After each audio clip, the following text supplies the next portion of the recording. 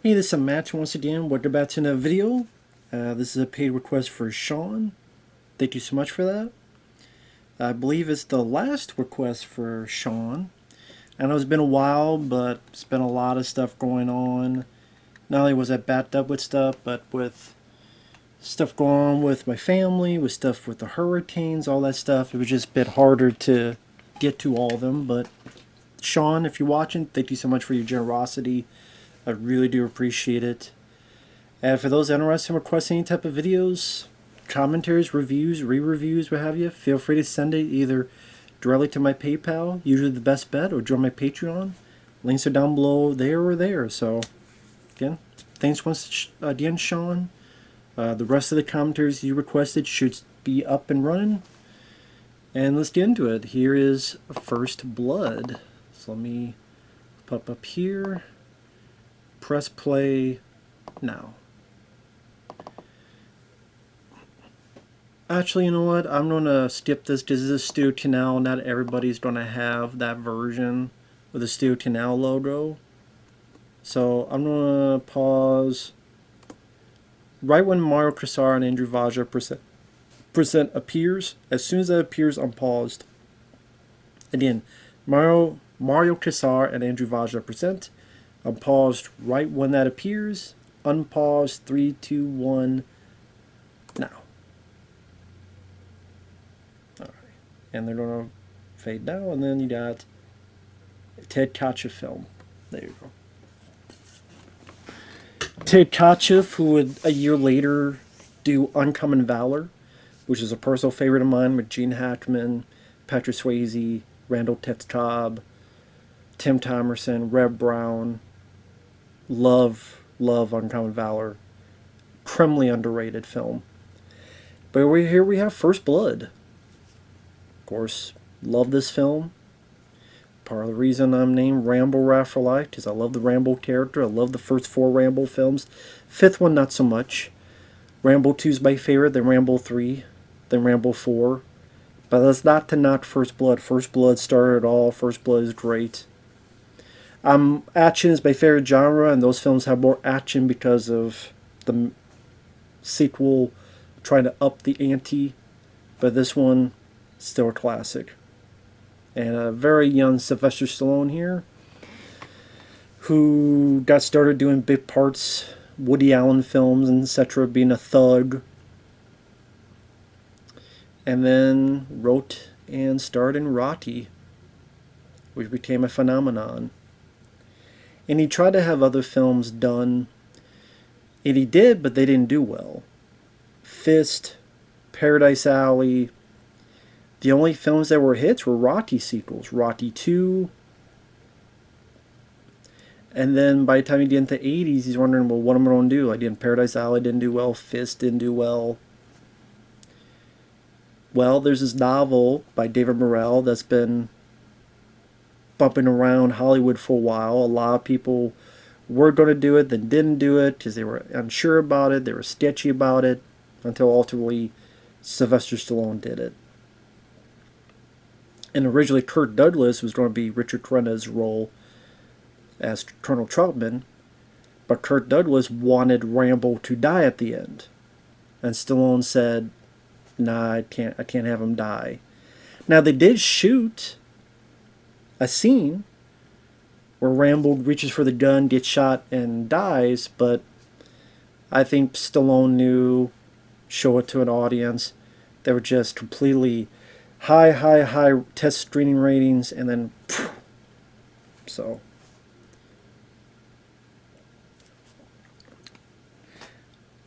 then they got Richard Crenna, who did a great job as Troutman. And it was great to see his development, where in this one he's an outsider, kind of the government official who trained him, the authority, the father figure. And the second film, he's kind of on the same, kind of a bit more the mentor, ally. And the third one, they're equal buddy, almost like a buddy movie. So as I see that development of the Troutman character. Now, of course, here's Rambo trying to find the part of his team, Delmar, and he died. Agent Orange type of thing.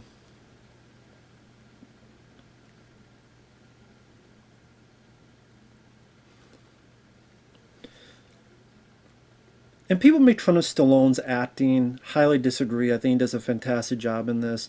Does you see like he's very like jovial, and he's like making jokes in the picture, and then as soon as kind of his last gasp, his last hope of a friend, a comrade, is taken away, just completely shut down.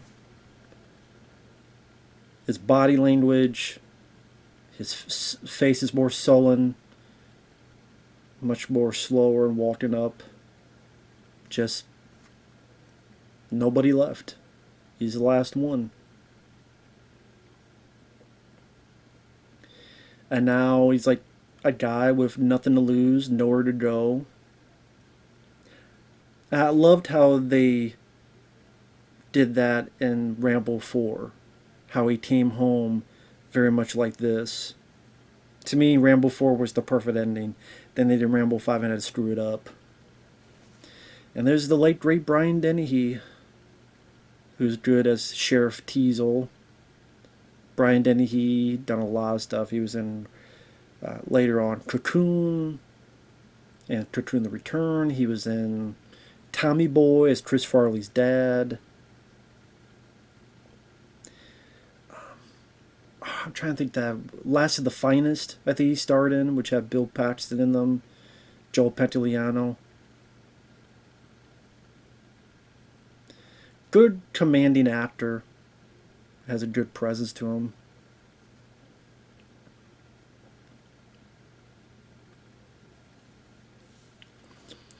Now the novel, First Blood, much more of a violent affair.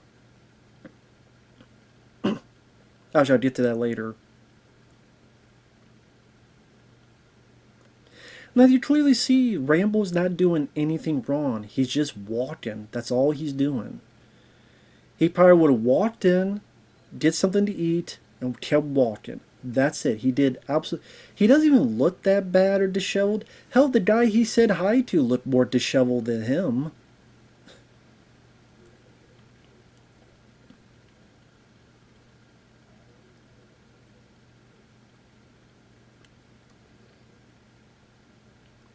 Again, he did nothing wrong.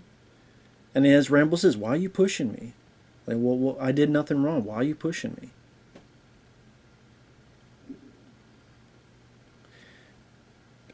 Now, for what I understand, there was a much longer cut of this film that was disastrous. And so they just had to edit down. And that's the thing, like, if there's a lot of extraneous scenes that you don't need and really pad out the movie very poorly and make the film boring, it could hurt any film, even the best of films. But they truncated down to 93 minutes with end credits, so it moves at a very good pace. We've established who Rambo is. He's a Vietnam vet. His friend has died. He has no one left. This cop's pushing him. And people to relate to with a police officer or a high official who think they're better than you, that think they're superior to you, have this authority to you, will punish you, do things to you that you did nothing wrong, you did nothing to deserve it. And you're like, we all have that mentality of, fuck this guy. Fuck this guy. You know, this guy kissed my ass. I didn't do anything wrong. I don't deserve this. And for Rambo, I fought for my country. You know, I'm a veteran. What did I do to deserve this? I want a bite to eat.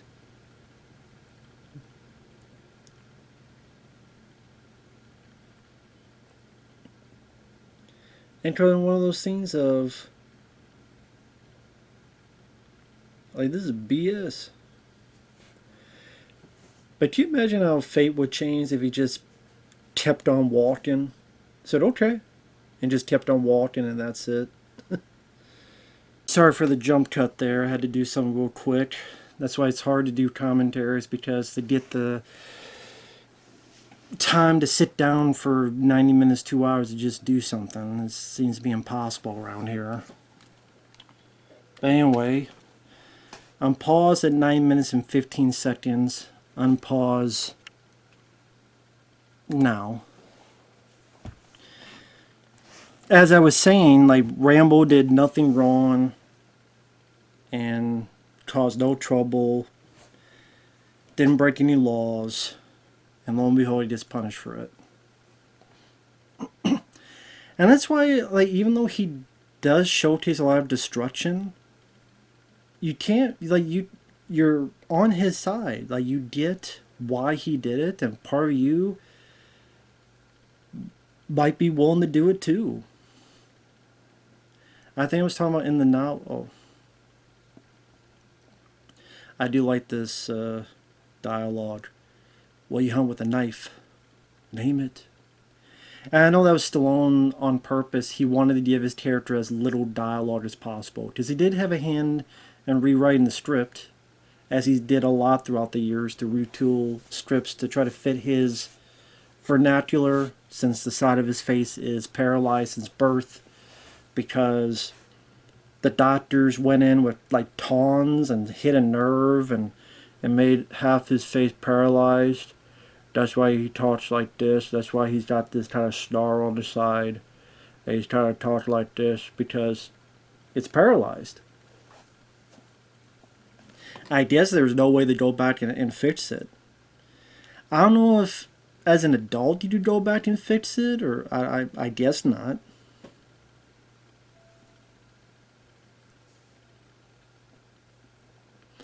But yeah, Stallone, even when the longer cut, there was more dialogue, but he cut more and more out of it to be, which works perfectly. Rambo is a man of few words, and that's how he was in the first 3-4 movies, until 5, where he was a chatterbox and talking every 5 minutes, giving these big long speeches. Rambo 5 didn't feel like a Rambo film. It didn't look like a Rambo film, it didn't sound like a Rambo film, and it didn't feel like a Rambo film. So, now we have our cops. We got David Caruso here, the redhead. David Caruso, who will later be on first season of NYPD Blue and films like Session 9 and Kiss of Death and Jade and what was that movie? Teen of New York. And then about 10 years of CSI Miami, which I love CSI Miami. I like David Caruso. He seems like a guy who's very, very tough to work with, among other stuff, but... And he seems to be the cop that's the most...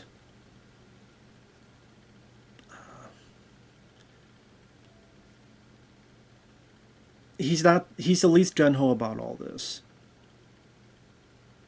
He's the one that seems to have more of the issues of what's going on here. Now, I forget that guy in the back left. I used to know his name. He was in Runaway with Tom Selleck. He was also in Ghost in the Machine with Karen Allen. He's been in quite a few films throughout the years and pop up. And yeah, I forget his name. And this guy here played a good scumbag of an authority figure. So when guys come up and you couldn't help but cheer.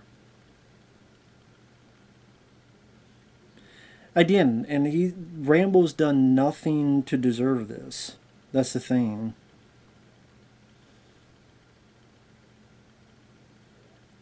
Even in the shaving bit, David Caruso's like, "Can you see this guy's not right? Like, can you see that there's something wrong with this guy?" Chris Mulkey, that's a guy who was right there trying to take Rambo's fingerprints on the right there. That's Chris Mulkey. That's the guy who was in Ghost in the Machine and Runaway with Tom Selleck.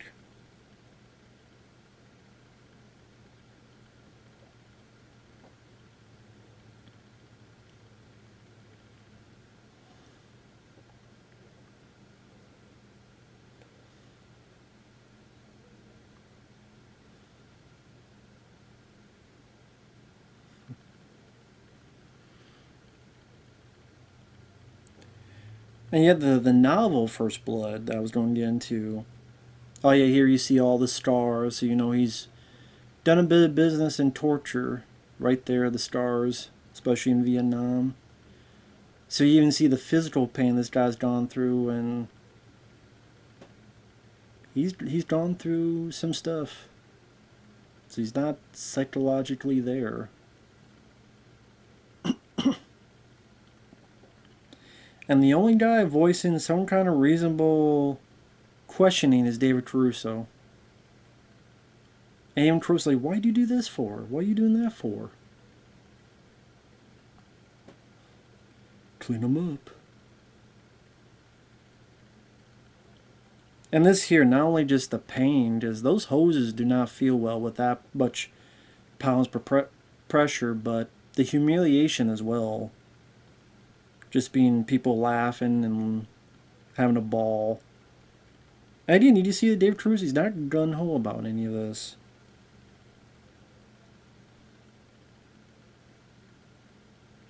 Not gun-ho about any of this at all. Up this where it's gonna hit the fan. And why do they want to? I don't. That's one thing I never understood. Why do you care if someone is shaved? I guess it's just a power play, a power trip. Like who cares if they're shaved? He doesn't even have that much. I'd have more hair. Hell, I mean, that cop has a mustache. I mean, who cares if he's got? He's barely got anything on his face.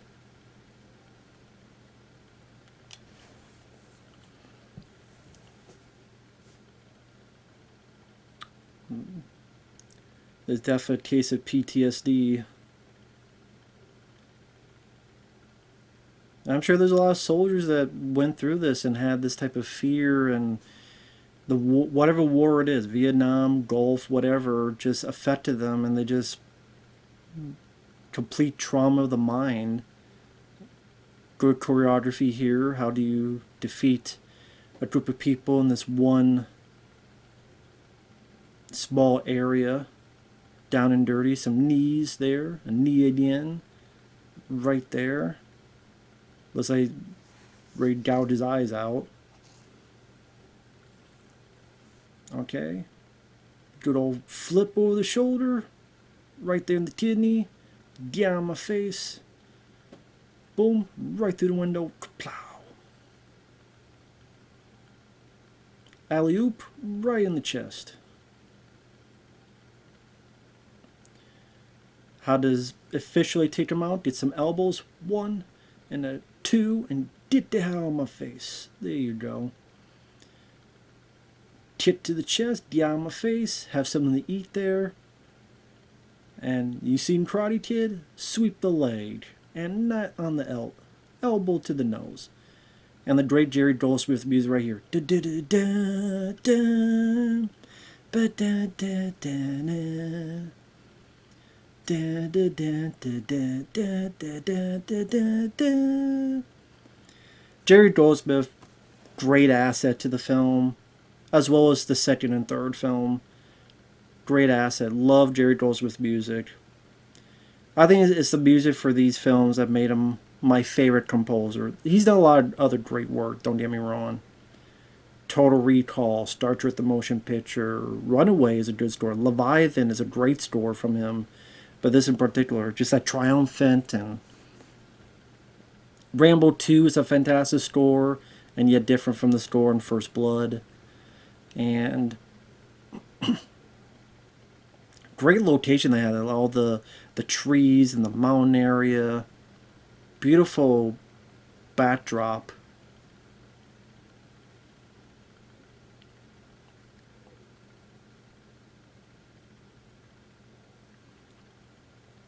But I was mentioning the novel, and the novel is a lot more violent compared to the movie. Because Rambo destroyed the town. He completely destroyed the town. And he killed a lot of people. In this movie, he only kills one. And that was a self-defense where he threw a rock and the guy was stupid enough not to have his seatbelt on. In the movie, I think he killed all the cops. that scene with the hunter and his kid. I think he killed the kid. He might have killed the hunter as well. I don't remember all the details. But he killed a lot of people, and that's why by the end is like the Frankenstein monster or all sorts of stuff where he's gone too far. He's gone too far to come back. So the man that made the machine has to go kill the machine, the creature, the monster, the thing that's been created. In this case, a mentally distraught, strained, PTSD-ridden Vietnam vet. And when this came out, there were a lot of movies that try to rip it off. Well, actually, I can't remember when this film. Let me look up a film. Because this came out in 1982, which is a good year for movies. I mean, people always talk about the sci-fi films that came out in 1992. E.T., John Carpenter's E.T., John Carpenter's The Thing, Blade Runner, Star Trek II, The Wrath of Khan, Tron, among other films.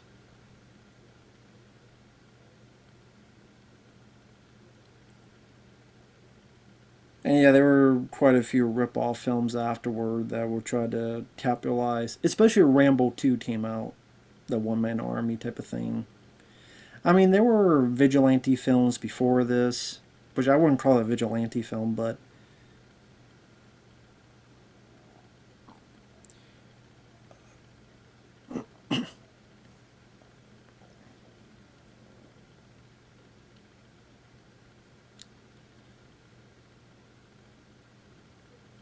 yeah, don't fall in.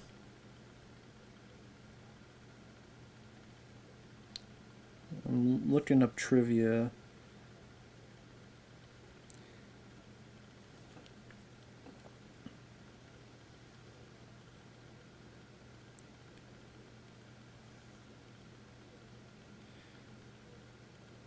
The large piece of rotten canvas that Rambo finds in the woods and cuts into a makeshift coat was in fact not a movie prop,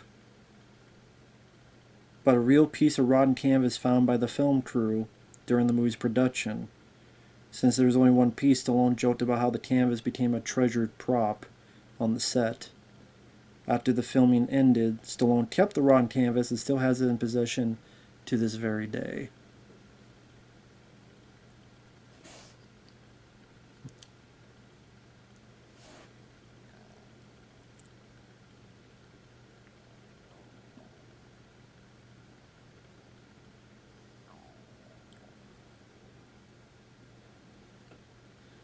And I guess that's right there.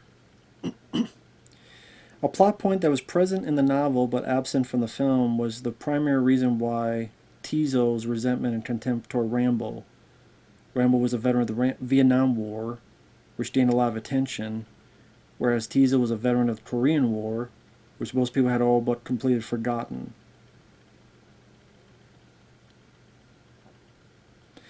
After watching a rough cut of the film that was about 3 hours long, Stallone thought this would kill his career.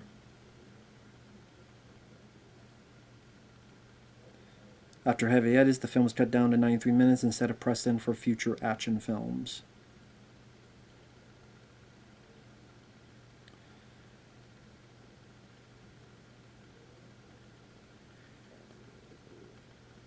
In the book, Rambo was a psychotic, cold-blooded killer.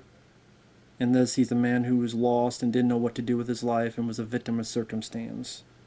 Whereas I think people could relate to. People could relate to, and they too felt either they were Vietnam vets or whatever they're going through life, they feel lost, confused.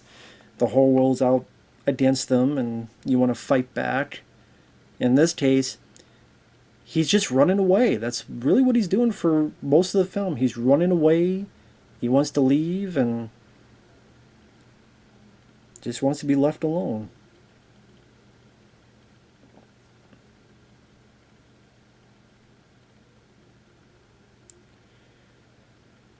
Rambo's trademark combat knife was custom designed by the late Arkansas knife maker Jimmy Lyle.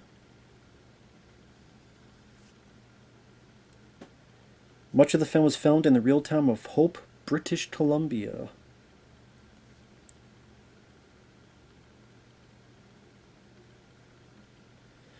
Kirk Douglas quit the film one day before filming.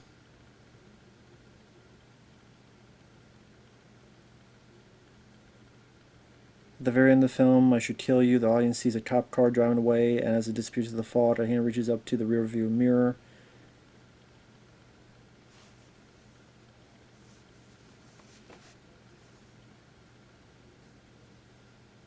Richard Crenna team quickly filled in, but he had to have his lines fed to him in the first scene.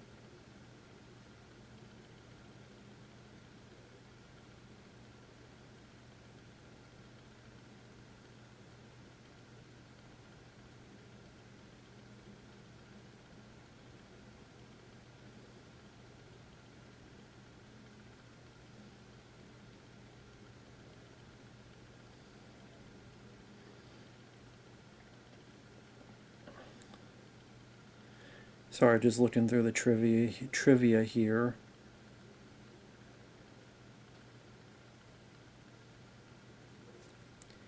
While shooting on the mossy cliff that Rambo does end up going over, Stallone was concerned about slipping on the wet surface.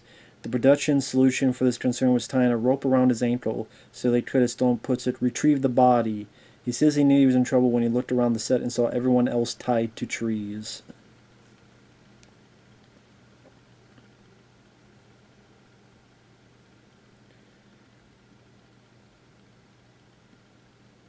Let's see.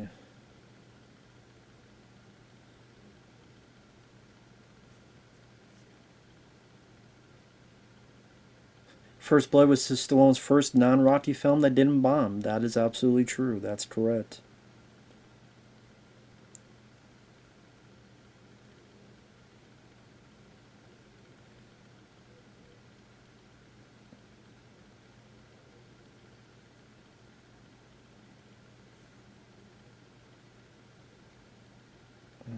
Let's see.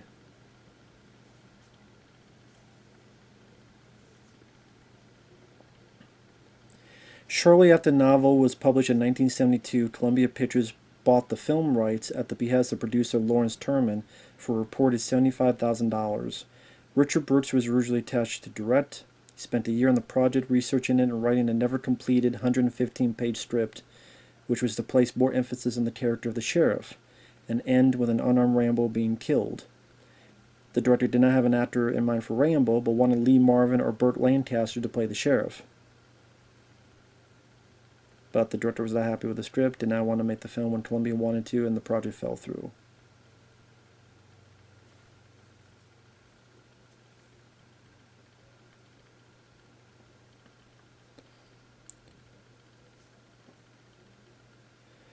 According to Stallone, Burt Reynolds liked immensely the part of Colonel Troutman and would have played him if he had been approached to do so. However, Stallone told him that he felt he was too big a star at the time to consider taking the secondary role, never even risked offering it to him. He joked he might have been too tough as Troutman and even more imposing a figure than Rambo. I never heard that story. I mean, it's designed to be trivia, so I guess take some of these with a grain of salt.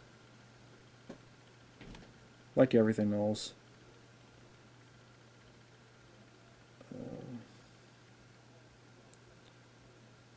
At one point, Clint Eastwood and Robert De Niro were discussed for the lead, and Martin Ritt agreed to direct from a script by Walter Newman, who did 3 drafts. In this version, both Rambo and the sergeant died, and Troutman, the true villain of the piece, according to Ritt, was allowed to live. He wanted Robert Mitchum to play the sheriff and Paul Newman to play Rambo.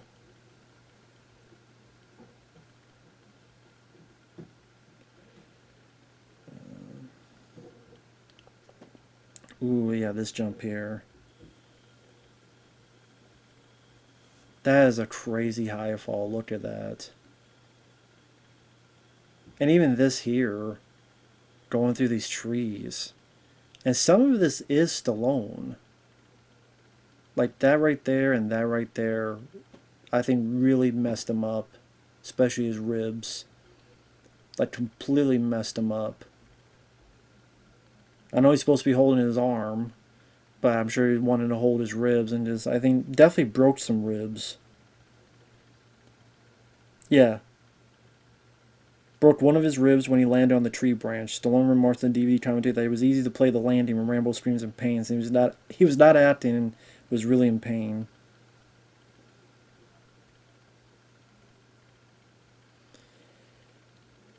And this is good camera work, like to no edits, just go back and forth with the helicopter, and also the squibs. Like make sure the timing, boom,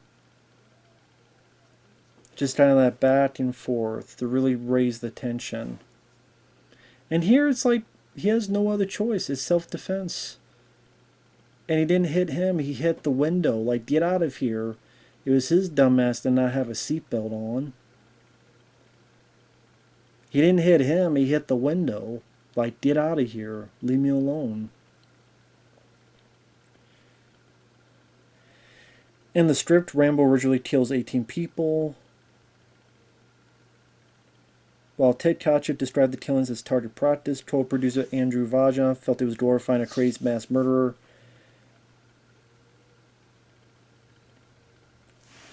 So they definitely went back on that.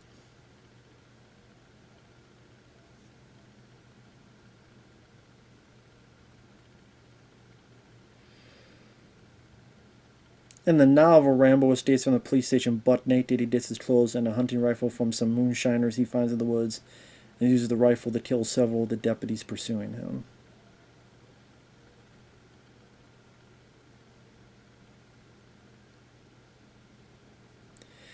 Sound bites of this film were used in the 1989 arcade version of Golden Axe. Deputy Sergeant Gold falls to his death from a helicopter, and Mitch, after he is stabbed by Rambo in the leg in order to draw the other officers to his aid. I don't know if that's true, but that's an interesting piece of if that's the case.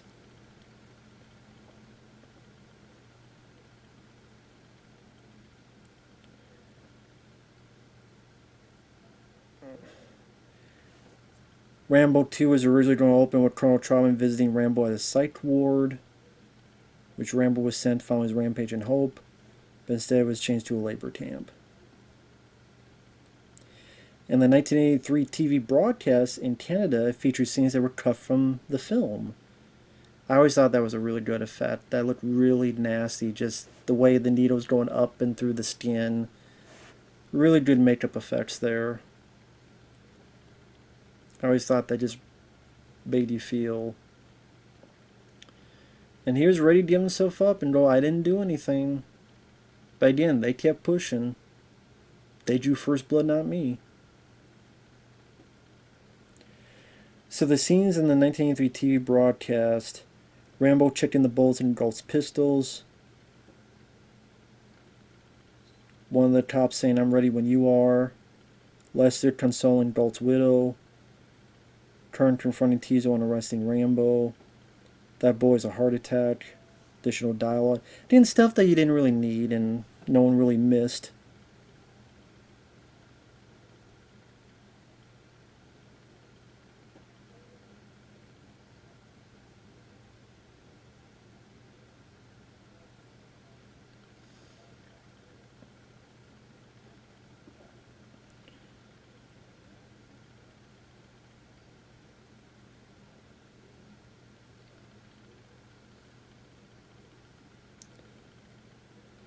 Let's see.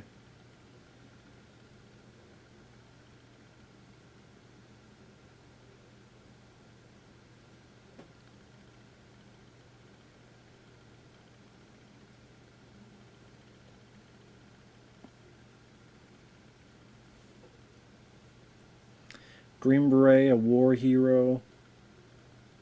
I knew there was something about that guy.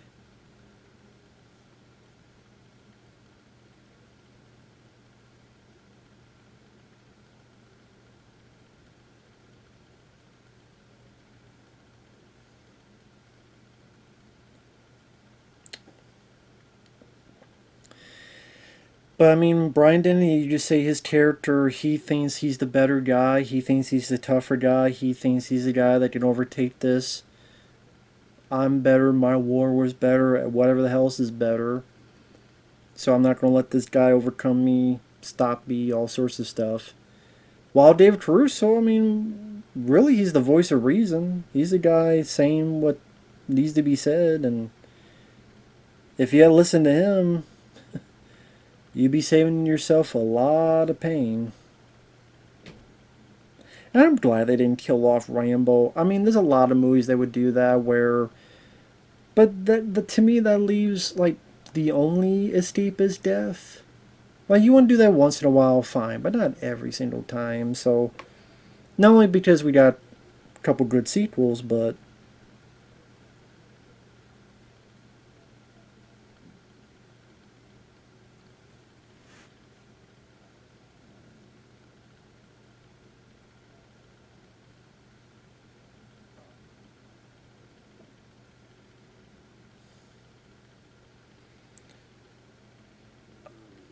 great locations. I mean, I love the way these woods look. Just such gloomy and foggy and atmospheric.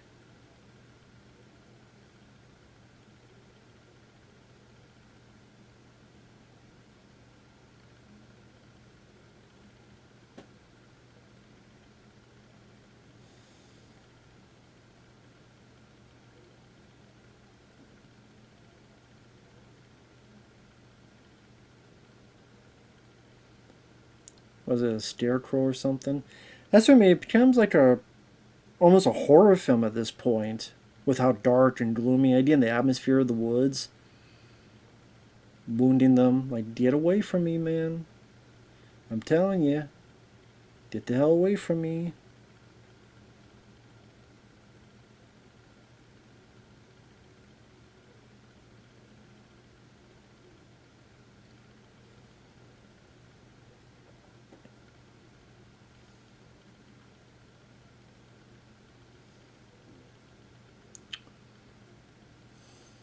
Damn scarecrow!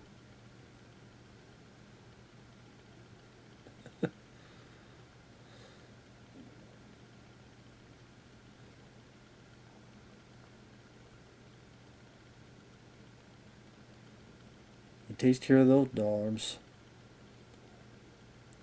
It's funny, some of the trivia says the only thing he kills is the boar, but no, that's not true. More than likely those dogs got killed as well. So it's not the only thing he kills. But again, it's like he didn't want to do it, but if they're trying to kill him, do you either I'll let this dog rip my throat out because PETA is watching, or do what you need to do to survive.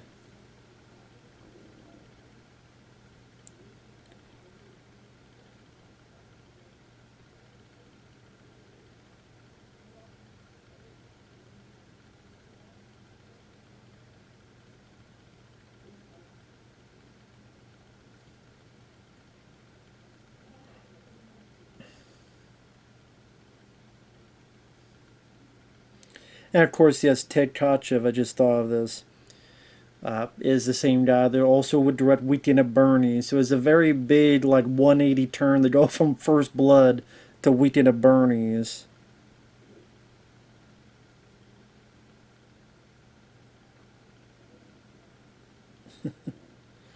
I said, look at that. I love the location they picked. Such a great location. Just gives so much character and again the fog, the gloominess to it all. Like such a dangerous place to be.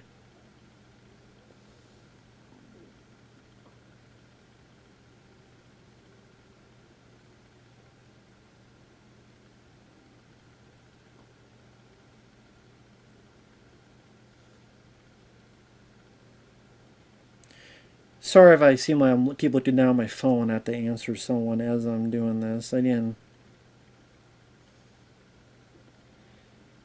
it's just one of those things.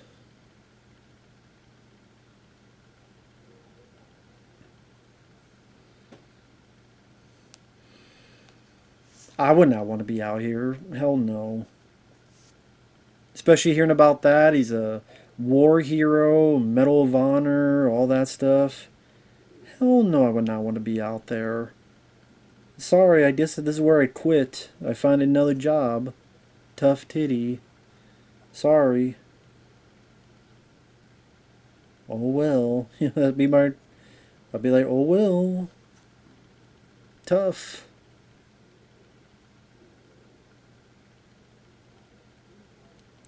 And yeah, I think in the novel he killed all these guys, but here he just maims them. Doesn't kill them. Just maims the hell out of them.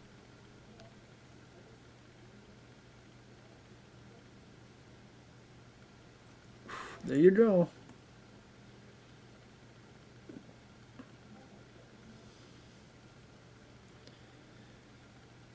And I guess in a way, that's David Caruso. He kind of got the. If you think about it, he got the least of it.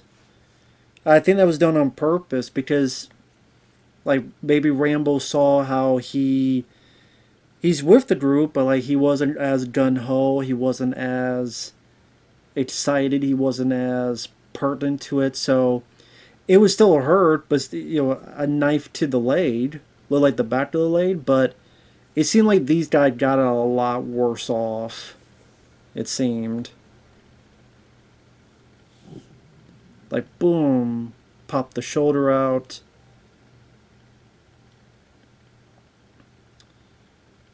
What would feel worse? Getting your arm broken like that, or stabbed in the leg? I don't know. They both would hurt. But not only that, he gets shot and wounded too, so he definitely gets worse off there. There you go. So again, it's like maybe I'm thinking too much of it, but he took it a bit easier on David Caruso. Now this,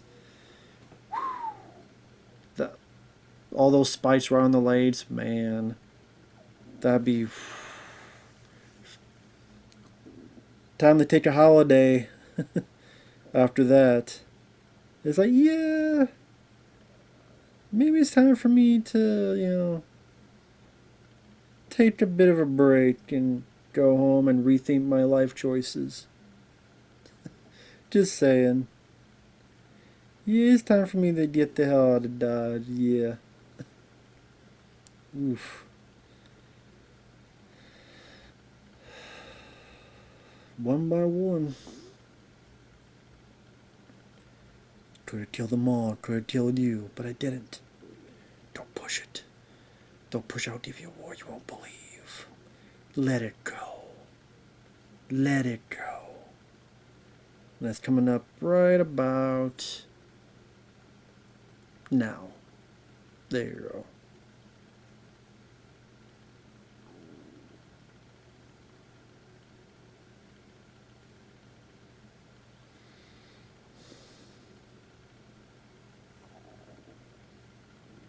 Let it go. Exactly. Let it go.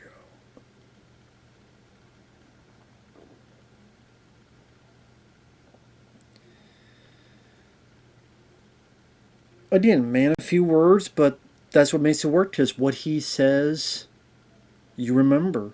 What he says is noteworthy. What he says is very important. Like that bit there. It's like, yeah, you remember that because it's effective. It's to the point. Stallone delivered it in a very good, serious manner. And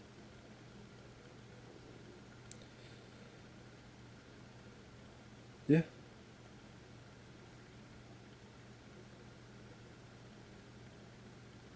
Worked very well.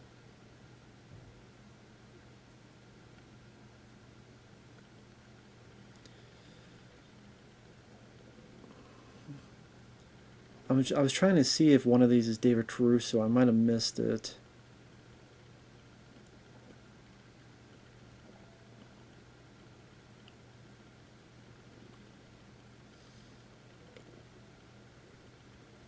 Trying to pay attention to see if any of these.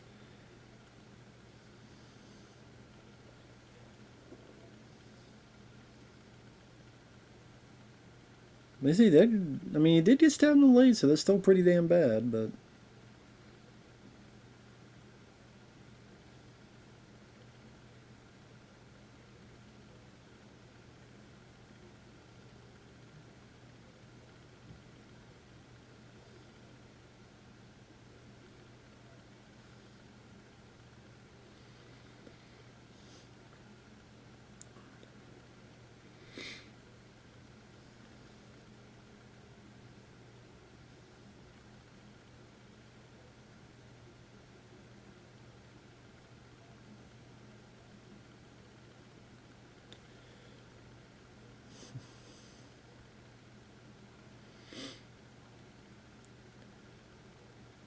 I think when this guy talks, he mentioned it's David Caruso that told him this.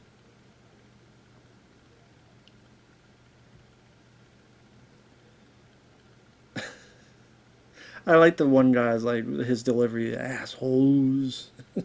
There's something about that. You would not have done anything, Brian Dennehy. Like, cut the BS. You would not have done a damn thing. You would have enjoyed it or gone along with it.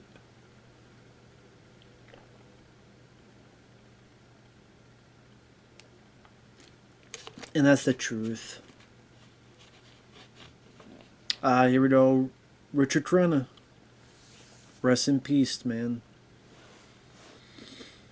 Loved him as Troutman. Of course, his look, his demeanor, definitely influential for Metal Gear, Metal Gear Solid. I mean, you look at, was it Campbell? Clearly trying to be Troutman. It was a good thing. Hey, if it works, it works. In fact, one of the Metal Gear 2, one was on forgot what system, computer. Metal Gear 2, where they would get away with using images of celebrities. Well, Mel Gibson was Solid Snake, and pretty much Richard Crenna was the Colonel. And Richard Crenna, always enjoyed him as an actor. Loved him in this and the two sequels after. Love him in Leviathan from 1989. Great in Hot Shots Part 2, was pretty much playing a version of Colonel Troutman. You know, it was great to see Richard Crenna, and may he rest in peace.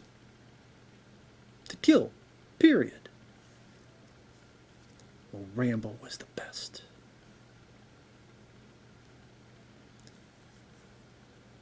Eat these and make the billy goat puke. Well, here's that billy goat puking thing there, you know. There's the boar.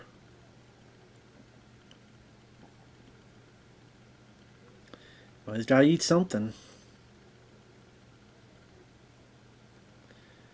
And this is a little hideout.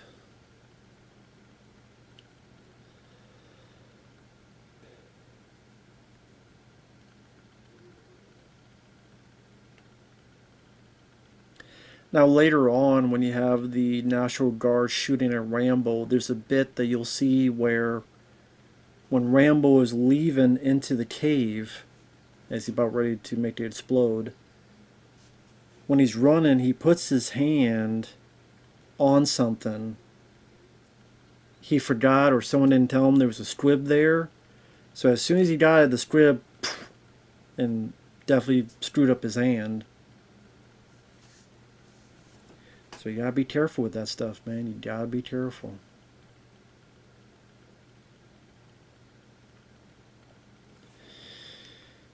And of course, the 80s, I mean, you would get so many other action films coming out. I mean, The Road Warrior was around this time, and I think this helped Stallone's career. I know it helped him immensely because, like I said, people thought, oh, it was just Rocky. And then Rocky 2. Then in this year, you had this and Rocky 3 were hits. Now, granted, throughout the 80s, it seemed like the only films that were hits for Stallone was Rocky and Rambo stuff. Rambo 2, Rocky 4, very successful in 85.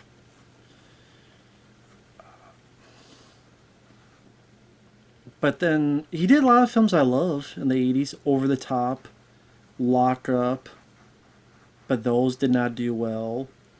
Tango and Cash might have done okay, but considering all the reshoots or additional photography, it probably didn't make it. It upped the budget, and then when the film came out, wasn't it made I think some money, but it wasn't this gargantuan blockbuster that they were hoping, considering all the trouble involved in firing this director, then getting this person, and all the other stuff going on, all the drama and re-editing. But I love Tango and Cash. That was '89. Rhinestone he did after this. Actually, what was the film he did right after this? I'm trying to think. Was it Rhinestone? It was soon after, and that was a mistake because he was offered Romancing the Stone with Michael Douglas. In the Michael Douglas part, he said no to that, and that became a huge hit. And then Rhinestone became a laughing stock. And it's like, why did you do Rhinestone, dude? Oh, I know around Staying Alive, he directed that. The sequel to Saturday Night Live.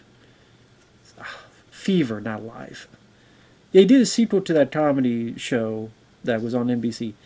Sequel to Saturday Night Fever called Staying Alive.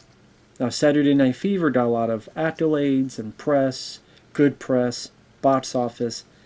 Staying Alive, not so much. Staying Alive wasn't that good of a movie. I think it made money, though. It did make money, considering the budget. So it did make, I think, a profit. It just was not respected at all, which I don't blame them because it's not that good of a movie.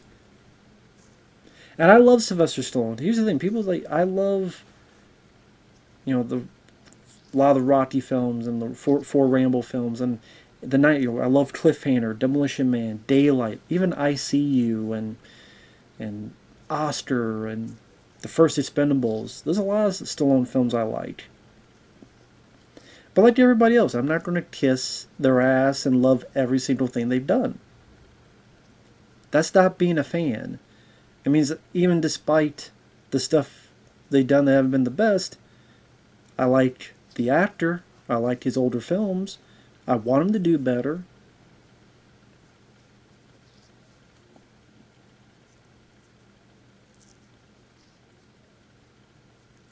Pretty much Rambo explained he's the only one left.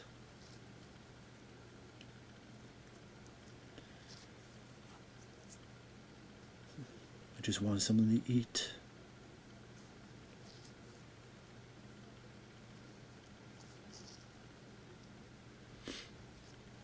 Good lighting here too. I mean, it's supposed to be the campfire, so it made sense, but good lighting so that you only see the little bit of the face. It's not too overcompensated. So it gives this like oppressive feeling like he's trapped in this. Trapped, which is what he is. He's trapped. Not just physically, but mentally.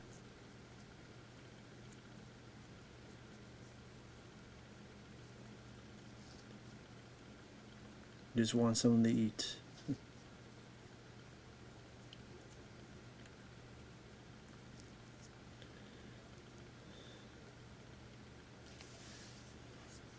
They drew first blood, not me.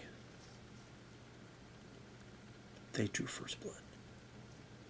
Hence the title. I mean, great line. They drew first blood. Good title too, First Blood. They had to try to incorporate that in the second one, so it was like Rambo, First Blood Part 2.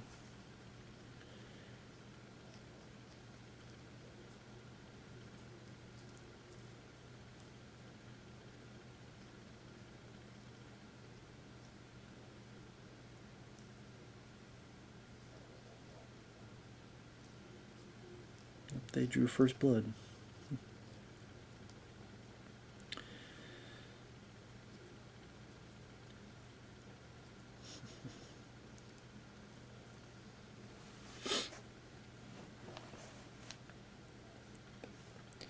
But yeah, and then in the 80s you had, the canon films, releasing films like Missing in Action and that trilogy, and other Chuck Norris films like Invasion USA and Death Wish 3. You had American Ninja, you had Commando, you had Red Heat, you had Die Hard, Above the Law, Bloodsport, Kickboxer, just so many other films in the 80s, action films that became such a wonderful decade for action movies, especially for a fan like me. just ate it up when I was a kid. And while this is not wall-to-wall action, it still has that good momentum of an action piece. And now you have this National Guards, which I know there's a lot of, well, not a lot of, but there's a bit of,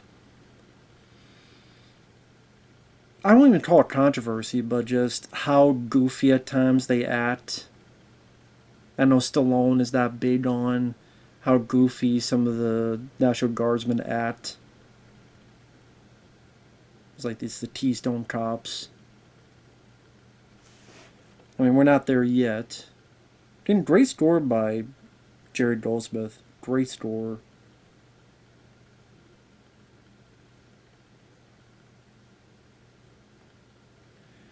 Yep.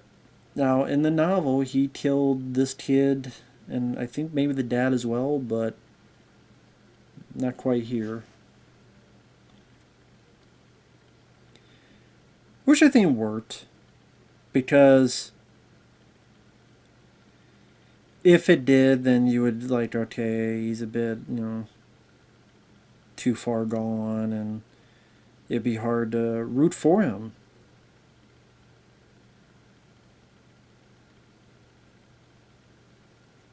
Very tough indeed.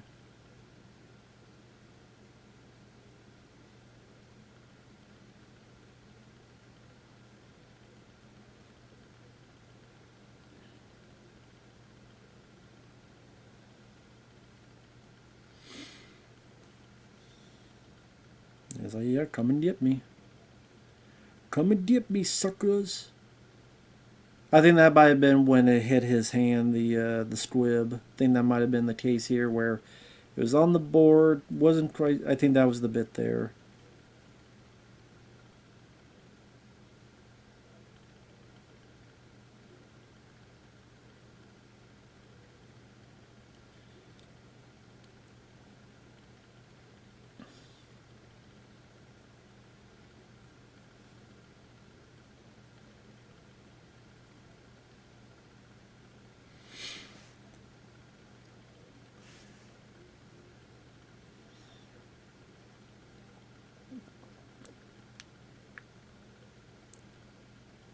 This is where you get a little bit of the, okay, it seems like these guys are a bit goofy type of thing. It never bothered me when I was a kid. It doesn't really bother me now like it does others.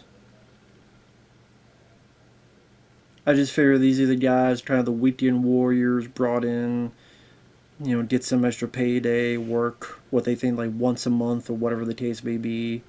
So a little bit in over their head. Of course, it's a bit more raucous and less refined, so they could in a way be a bit more dangerous.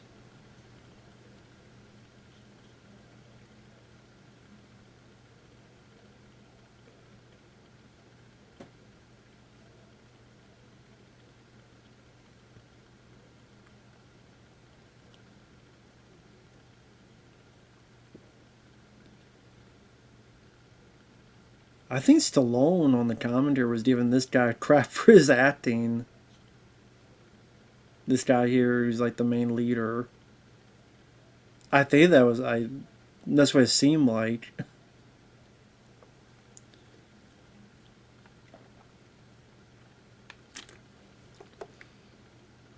He's got a backup plan. Back door right there in the cave.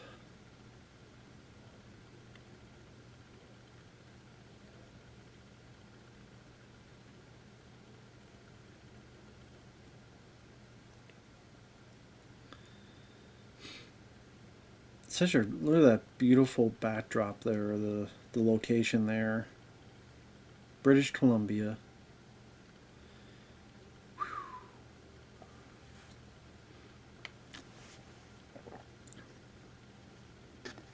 And just a great backdrop there.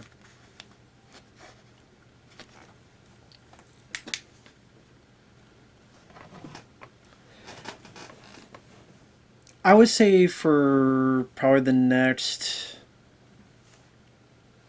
10-15 minutes is a little bit of lull here as we're setting things up for the, well, not, I mean, not too bad. I mean, we pretty much have Brian Denny and Richard Crenna talking at the diner, and then we have Rambo going through the cave.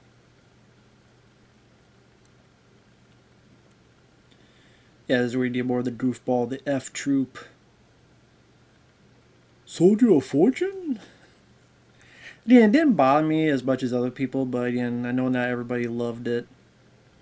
Like, I think Stallone, like this guy here on the left, just like was giving crap to his acting, which, I mean, with how many people give crap to Stallone's acting, I thought that was a bit weird. I mean, he's being honest, so I give him credit to that, but I'm like, well, dude, people make fun of your acting, so I'm surprised. But it's like the story you hear about Stallone hearing about Masters of the Universe, Dolph Lundgren, because he worked with Canon Films because he was going to do Over the Top, and it's like talked about Dolph going, "You gave that guy lines." I'm like, dude, like people would say the same thing about you, man. So like, I wouldn't be the first to throw the stone, that little stone. It's very tough here. Like you gotta light the scene yourself. Try to have as less lens flare as possible. Also, try not to burn yourself.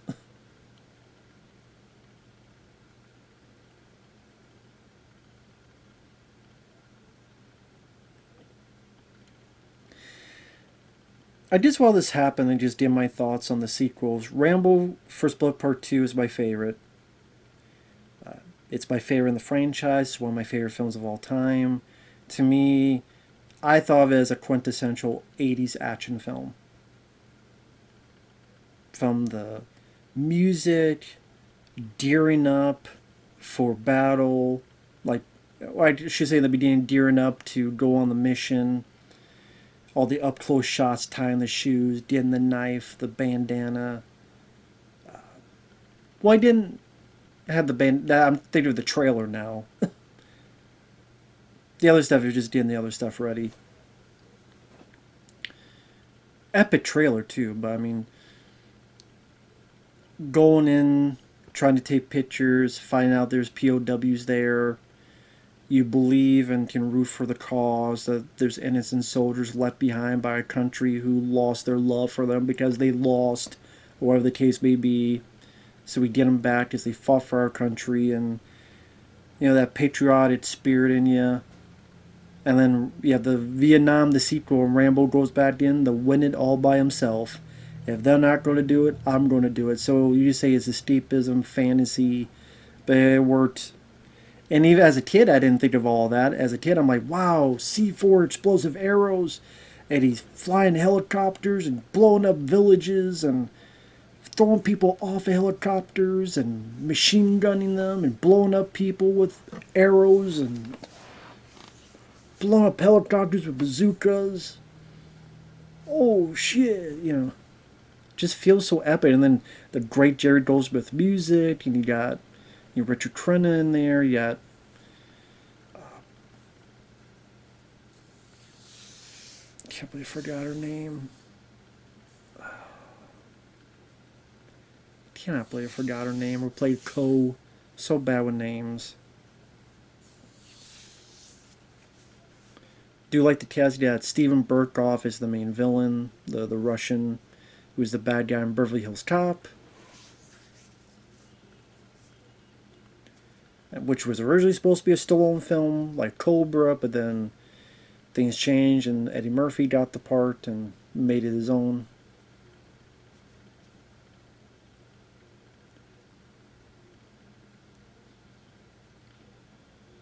So is this movie around Christmas time too? I'm seeing the Christmas lights. I keep forgetting about the Christmas lights there. I mean, the little Christmas trees. I guess those medals is kind of the closest we get to he was in the Korean War. Those medals in the back, probably the closest we ever get to an explanation. As Rambo's going through the underbelly, and soon he's going to be attacked by rats. I know it's getting very philosophical, but it's kind of like going through the underbelly, the underworld, and then by the time he gets out into the light, he's been reborn, where he's tired of running, and now he's going to meet it head on. Because for the movie, he's pretty much been running, hiding, but now can't stand no more. Now he's going to fight back by hook or by crook.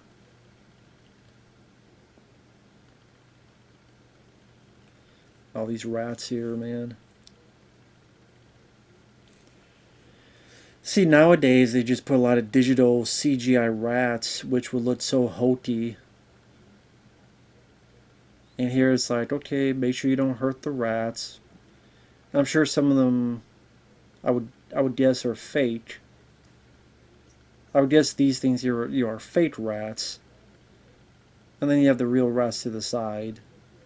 Which is like, what the hell's going on? Who's this crazy guy with a headband? I'm just hanging around trying to get some water, take a piss. Leave me alone. What the hell's your problem? But yeah, I love Rambo 2. I love Rambo 3. Rambo 3 came out in 1988 and underperformed at the box office in the US. It did well overseas, but it underperformed in the US considering it had such a huge budget at the time. And I love Rambo 3. It's my second favorite. I love the spectacle. I love the over the top 80s escapism, big, huge set pieces, blowing up helicopters with arrows, hunting people in caves, a tank versus a helicopter, getting heavy duty machine guns to blow up helicopters or shoot bad guys off of trucks, riding horses or Molotov cocktails. To me, that spells such an epic feel to it that I don't see why more people don't like it. I really don't. I like the banter he has with Colonel Troutman. I like that they're on like equal footing in that movie and like a buddy film. The villain that could leave a little bit to be desired, to be fair. Some say the beginning is slow, but it doesn't bother me because you have that stiff fight, which I enjoy. Then it's the setup for the plot, which again I don't mind. A lot of little moments I enjoy up until the action really kicks in. And then when the action kicks in, it kind of goes and doesn't stop for the rest of the movie.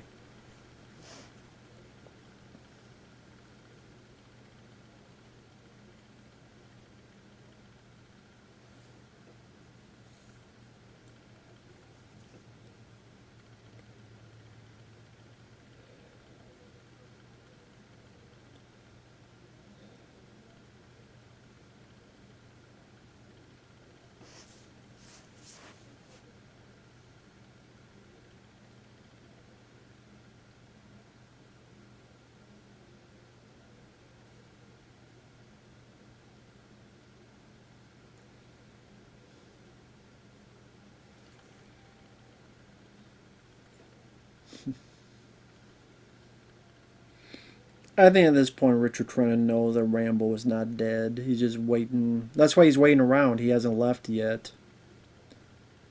He's just waiting around for the other shoe to fall. So yeah, I think he knows Rambo ain't dead. He's just waiting for it to happen. And that's why he's sticking around.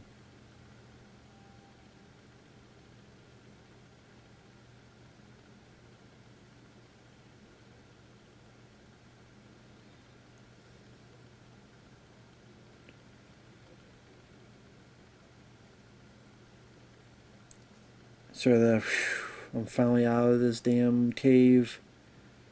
And kind of like being reborn, and now he's here to fight. He's tired of being pushed. Time for him to push back.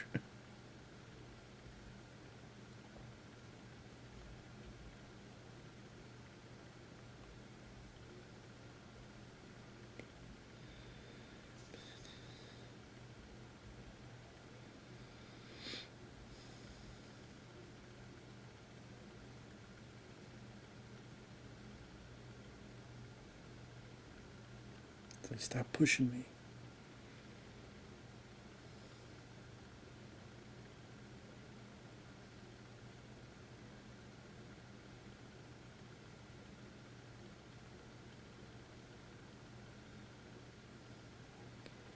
But even then, like when he jumps on this truck, he tells the guy down in kind of a sincere, calm manner. Like, look to the road. I think doesn't say that's how accidents happen.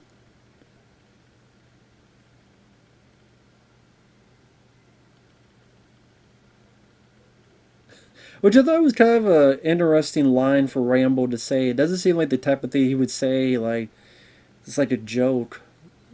And I liked it. It just took me aback when I'm like, did he just say a joke?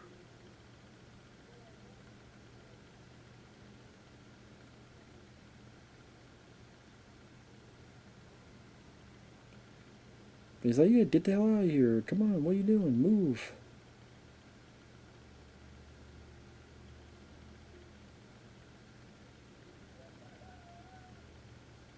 Rambo's alive.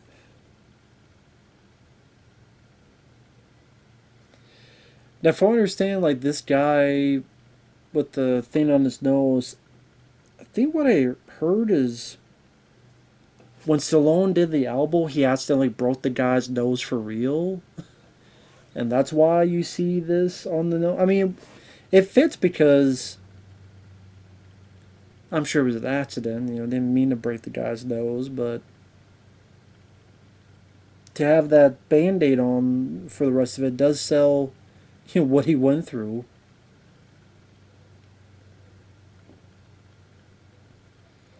Granted, that wasn't, I'm sure, their first intention, but still, it was a nice bit of business there.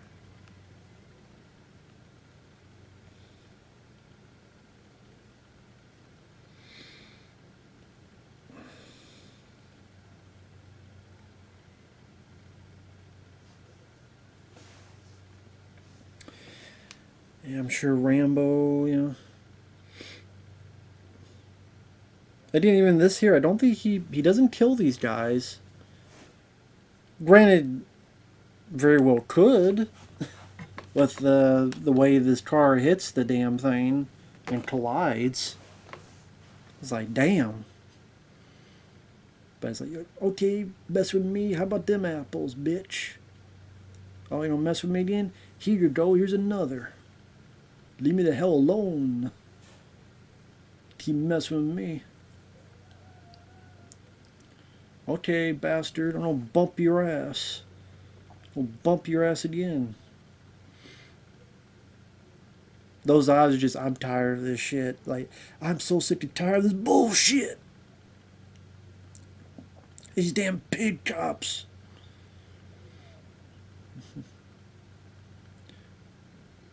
It's okay, sucker. You want a party with me? Have a party with your own car. There you go.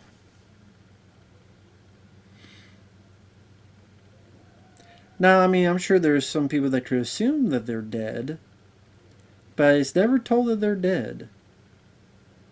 So you can make up your own mind.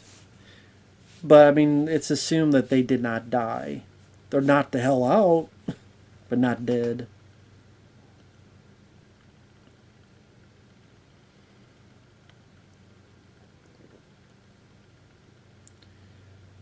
That's a great stun here. Boom. And just great music.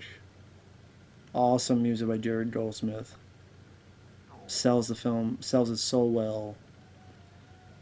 You think any one of them would have cars to the side to chase after? You know what I mean? Or have some cops in town just in case.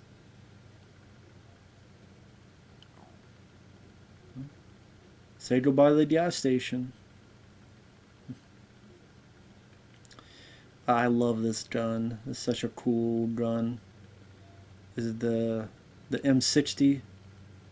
I believe. Which of course was on the poster and the VHS cover, him holding it. This type of gun. this time he's fighting for his life. Which, of course, that tagline is because we saw him fighting in Rocky to go the distance, to win the rematch, but this time he's going to fight for his life. So, good explosion there. At the end, back to the day, you just had the explosion. Nowadays, it's like we have an explosion, but could you add this CGI and this here CG and this piece of rubble CG? So here's the explosion, but can you add this, and this piece of rubble CGI? Which just throws everything off. So your mind just goes to that. You know that's fake, that's digital. So then you think the whole thing's digital. But the whole thing's not digital. It's just they add these things that just your mind sees even subconsciously. So it doesn't make you as wild as it would.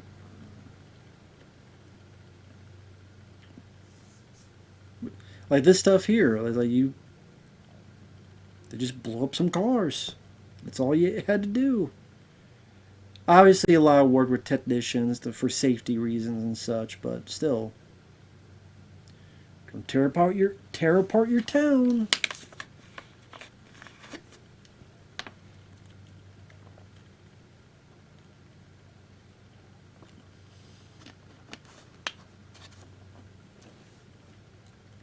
You're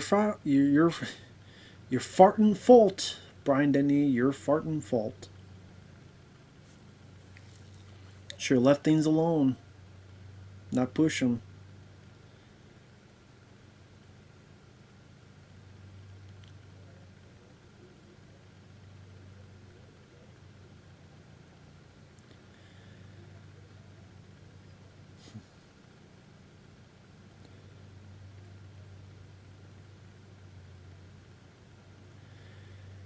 Yeah, but Brian Denny does a good job in this. He doesn't go over the top. He doesn't go one-dimensional, goofy. Just a guy who thinks a bit too highly of himself.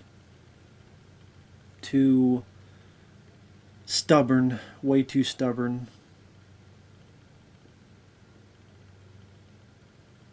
And the way Richard Crenna plays is like very casual, matter of fact. Like, you don't die, Teasel.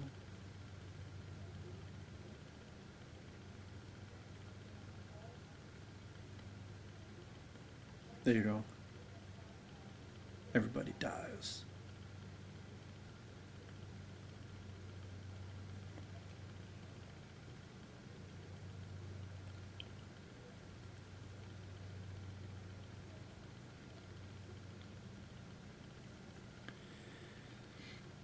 And I was almost right there, like, Brian Denny's character sees, like, what kind of person are you? Like, I could take him down because he trusts me. It's like, who the hell are you people? So that's the thing, like, Troutman in this is kind of the almost a villain as well. Almost. Like, not quite, though, but but it's like, with a little twist, you say he could almost be an antagonist because, like, could he kill Rambo? Does he really? Does he care about Rambo and the fact of it's one of our own, our puppet, our machine, our creature screwing up? Gotta clean up the mess. Gotta clean up the mess. Like that type of sentiment. But then we go to 2, especially 3, it's much more of a warmth. Especially 3, much more of a warmth between the two of them. Like they're compadres, they're buddies. Friends and allies. It is nice to see a bit of that growth throughout the sequels.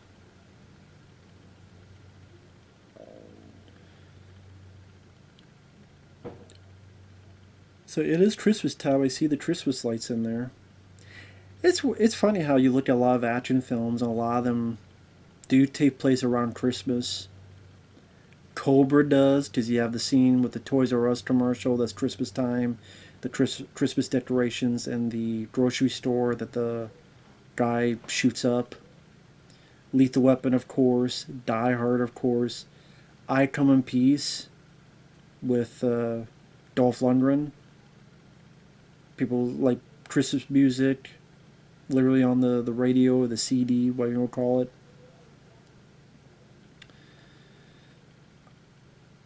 Invasion USA, I think, takes place around Christmas time. Does he have the mall shootout?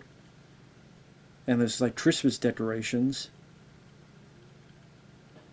I guess it's just that Christmas time, time of innocence, time of hope, time of presents and good natured things, and then on the flip side you have all this violent stuff happening, mayhem, carnage, terror, which is of course total opposite of what you want for Christmas.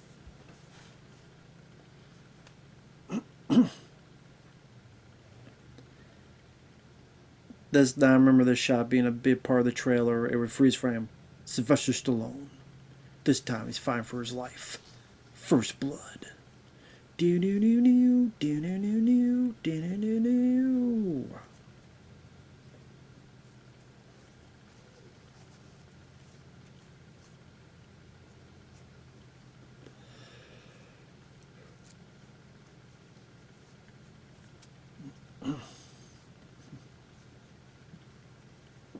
Don't create a nice big distraction here.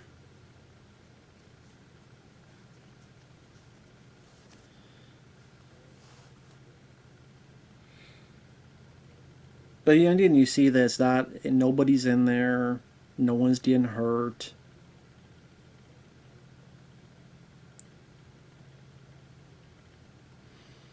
Because he doesn't want to hurt innocent people. It just wants to get revenge on the.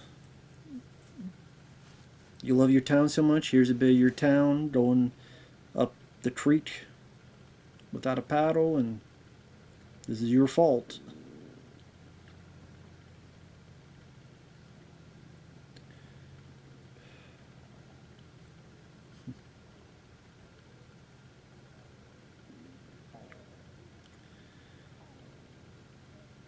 So that side of the town has power. You gotta see all the lights on those stores. And then that has power.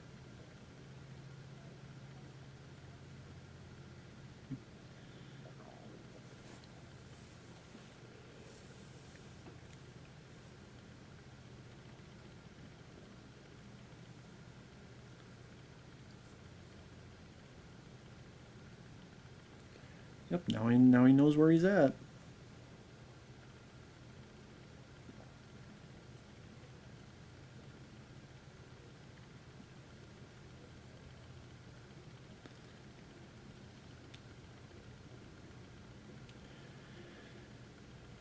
It's still, so, I mean, surprising that he would still. I mean, in Rambo 2, I forget what did he get for a sentence. I read somewhere 8 years. 8 years seems pretty lenient for all this stuff, like destroying pretty much a whole town and wounding police officers. Like 8 years seems pretty lenient. So I don't know if I read that wrong or what. But of course, it's 82 to 85, and then get the pardon.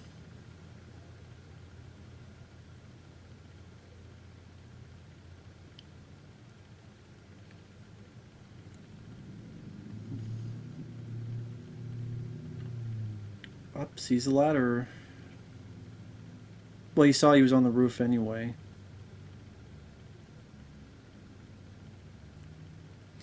Some nice building of tension.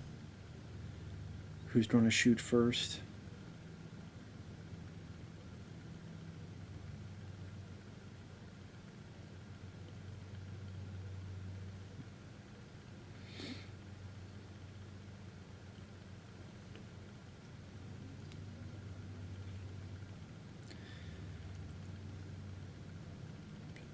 Here you go. Boom, boom, boom, boom, boom. Doesn't kill him, just wounds the ever-loving hell out of him.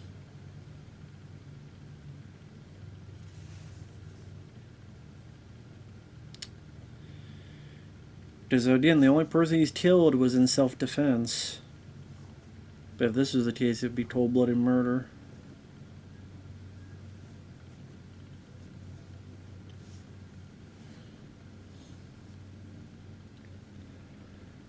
And here we're getting to our big speech, which I know people have made fun of or people have mocked. I always thought Stallone did a fantastic job with the speech. I did when I was a kid. I still do now. Because again, you have a guy who's a man of few words, and he's finally able to get his demons verbally out there in this mental breakdown. And I think for a lot of veterans, it was cathartic. And yeah, there's bowling outside if you wonder what that is. It's cathartic in terms of a lot of veterans maybe felt the same way. And sadly, a lot of veterans did go through where they have this again PTSD, and I forget the other way it's phrased, where they hear loud noises and they think it's a bomb going off, and how they could be triggered, get very, very violent, and then, oh, what the hell happened? Like they blanked out. And a lot of people went through that, and it's like they don't want to give the time of day to veterans, especially Vietnam veterans, which is a shame. They didn't do anything wrong. They were drafted, at times forced, to go into a war that some didn't believe in and didn't want to. Some did, some did not. And then see their friends die or be in another environment that was alien to them, and paranoia and loud split. Like, unless they been me or been there, I knew what the hell you yapping about. Back there I could fly a gunship, I could drive a tank. Back here I can't keep a job, parking cars. And this is where he tells of his friend, the shoe shine box, the explosion, his friend's body being over the place on him, and just the one of many images and nightmares that is showcased in his psyche. And I mean, when you have nightmares like that, like every day, no wonder your mind gets frazzled and broken down. Can't really blame the guy, you know what I mean? Can't blame him at all. I mean, what else can you do? I think Stallone does a great job in this. And people can, he's trying. I think he does a great job. Does a wonderful job. I think it works very well for what it's supposed to entail.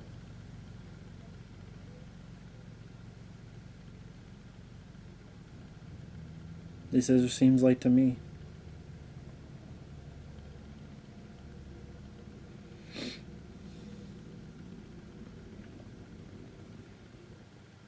Get a couple beers?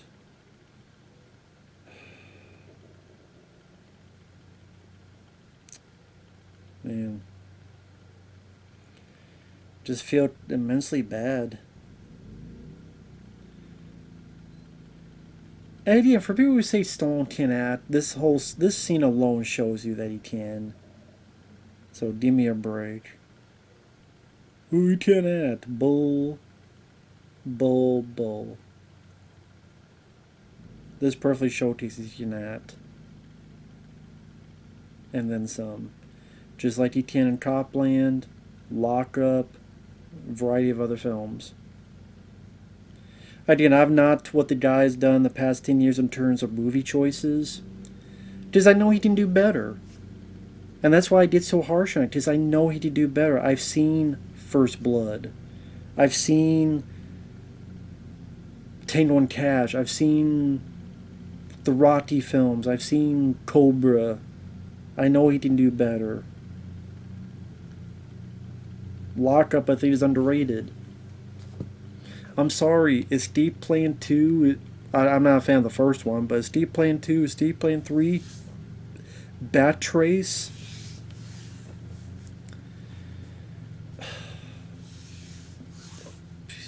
This is beneath him.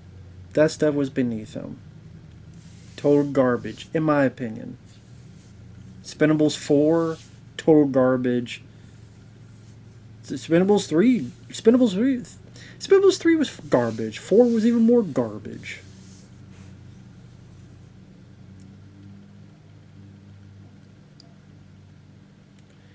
And this is just to show that Brian Dennehy's character is alive.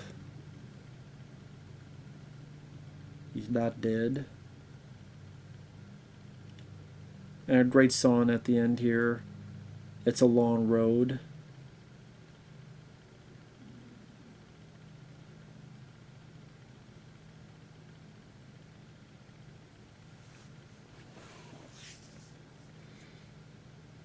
And yeah, I think, so it would have worked better if he died. No, it would not have. Would have been typical. Would have been like a lot of other movies where the character dies at the end as well. That people say, oh, it's happy ending, old hat. Well, you know what? The downer ending's old hat. It's all old hat. Every damn part that you think of is old hat. They're both old hat. Just whatever your preference wants to be. And that's First Blood. Still a classic. Still holds up. I think people would be surprised watching this at the end to show, it's less of an action film. There's action in it, but much more dramatic than people give it credit to and give credit for. Yes, the sequels went a bit more comic book escapism, which I love that stuff, but First Blood was a great starting point as well.